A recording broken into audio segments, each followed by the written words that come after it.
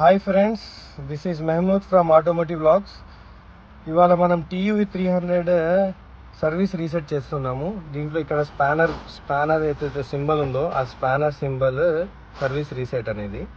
Service వచ్చింది, బండి vehicle 10,000 kilometres 15,000 కిలోమీటర్స్కి ఇట్లా సర్వీస్ చేపిస్తున్నాము. అది రిమైండర్ ఇస్తుంది.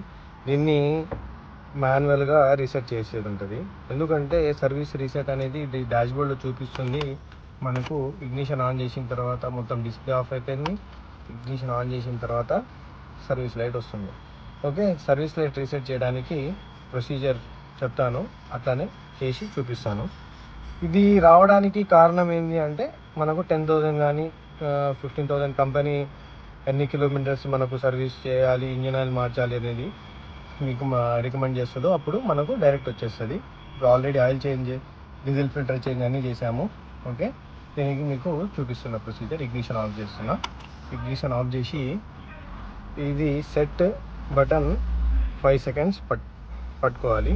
5 సెకండ్స్ పట్టుకున్న తర్వాత ఇగ్నిషన్ ఆన్ చేయాలి. ఇగ్నిషన్ ఆన్ చేయాలి. ఆన్ చేసిన తర్వాత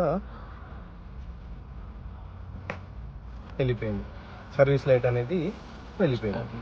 ఓకే, ఇగ్నిషన్ ఆఫ్, మళ్ళీ ఇగ్నిషన్ ఆన్ చేసిన తర్వాత సర్వీస్ లైట్ వచ్చి వెళ్ళిపోయింది, అంటే రీసెట్ అయిపోయింది. ఓకే, స్టార్ట్ చేసినాం మనం ఆర్పిఎం.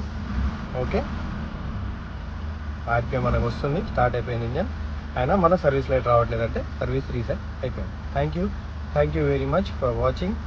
అండ్ మీకు కొత్త వీడియోస్ తోటి మీకు కొత్త సబ్జెక్ట్స్ చూపిస్తుంటాను. నా వీడియోస్ నచ్చితే లైక్ అండ్ షేర్ చేయండి. Thank you very much.